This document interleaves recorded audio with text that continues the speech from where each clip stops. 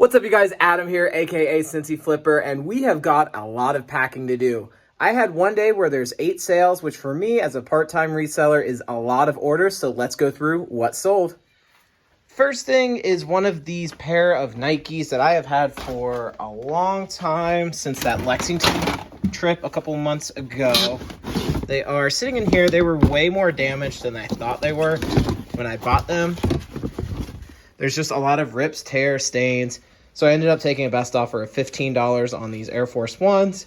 Usually they would comp out a lot higher, but at this point I just wanted to get rid of them. Someone offered $15 and I took it. Next we have this copy of new Super Mario Brothers Wii that is for some reason missing half of the box art. But other than that, it is complete in box, tested, works. I took an offer of $19 on that guy, and I got this at Salvation Army for $2.99. Going back to the video game shelf, the next one we have is this copy of God of War 3 for the PS3. It is factory sealed. I got this at Salvation Army on half price day for $1.50, and it sold for $22 plus shipping. You can tell it's starting to be that time of year because we go back to the video game shelf for this copy of Super Star Wars that sold for $10 plus shipping. Now this is an odd one. This is, I can't remember if this was in a video or not. This is a Whirlpool Ice Maker. I got this at Salvation Army for $5. It's like a replacement one for your refrigerator. But this was $4.99, I believe, and it sold for $40. And the nice thing with this one, I'm just going to leave it in this box and ship it as is because it's very well packed. I might add like another layer of bubble wrap, but I don't even have to repackage it or anything. Then next up we have from the giant clothing pile is not that. Where are you? Gross. Where are you? Here we go. So this is a 90s or early 2000s youth Achilles Smith Bengals jersey. Picked this up for $2.50, and I think I took an offer of $12 plus shipping on it. Don't overlook youth sportswear. It doesn't sell quite as well as the adult, but usually you can get it cheaper, and it does still sell, so definitely something to look for. Last but not least, we have this Konica C35AF film camera. I got this on that trip to the Benz that I was able to record. So I am into this for, let's check it on the scale. Enjoy my very messy shipping and stuff area. But so this guy weighs in at 1 pound, about 2 ounces. It's $1.09 per pound at the Benz. So let's call it $1.50. That's overshooting a little bit. But $1.50, and I took a best offer of $70 on that. I did fully test it. It works. It's clean. Very nice flip on that one. So there it is. There's our stack of items that we need to get shipped. So let's do some packing. All right, and there it is. Not too bad for one day's worth of sales. Let's hit some thrift shops.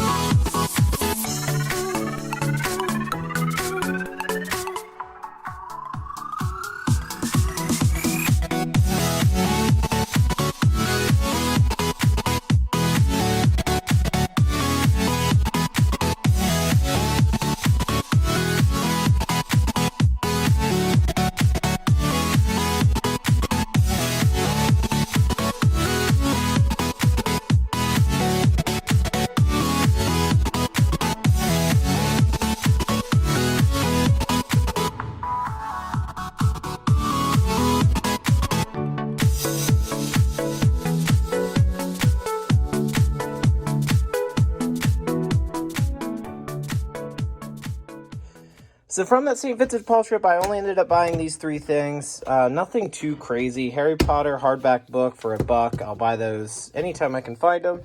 This remote, I think, comped out about $15, $20. It was 35 cents, so not much of a risk there. And should sell pretty okay. This guy I actually found a couple weeks ago. It's marked $3.50, and like I showed in the video, it was half off green tags. So I wanted to wait and see if I could catch this one on a half price. I think this is just sticker residue from years and years, because you can clearly see it's a vintage Clemson Nike jersey. So it's got the brand. It's got Clemson is a great school to sell things for. So this jersey should probably go for maybe $20, $25 if I can get that cleaned up, which I don't think will be a big issue. So nothing crazy, but pretty good finds. Let's check out that Salvation Army trip. So guys, here's everything we ended up pulling from the Salvation Army part of that trip. So the lower end ones, I got Joan tribute for Joan Rivers, 2 Robin Williams, People and Time, 3 Robin Williams, so Lifetime and People for Robin Williams. I kind of just saw these and grabbed them. I don't know how much value they have. I know Time magazines usually carry a bit more value, but I'll pop some comps on the screen if I can find them. Then, let's see, we'll go in order. So then we have these women's Timberland, hiking boots, or not hiking boots. These are work boots because they are the steel toe. I think these comped out for about $25, $30. They were pretty reasonable. I don't remember what the price was on them because I already cleaned these up, and these are listed already. Just going down the line here, and then you saw me go through all those hats. These are the ones that I ended up picking up. I didn't get this one on film. This is kind of a cool one. It's a corduroy texture Yankees fitted new era cap. The corduroy ones go for a bit more than other ones. It's in pretty good shape. It's got a little bit of pool there and just some generic use spots. So I'll clean this up. This will probably list for about $40, $50. Generic Boston, generic Broncos. Those will probably end up going for about $15. This one I got kind of for me if it's not worth anything. This was the NASCAR Busch Race, the Meyer 300 at the Kentucky Speedway, which is kind of close to here. So I thought that was just kind of cool. I got that for me. BMW lifestyle hat. I think these go for about $15 to $20 if my memory serves me right. And this is a Team Ferrari F1 racing hat. This team stuff, it can be kind of all over the place.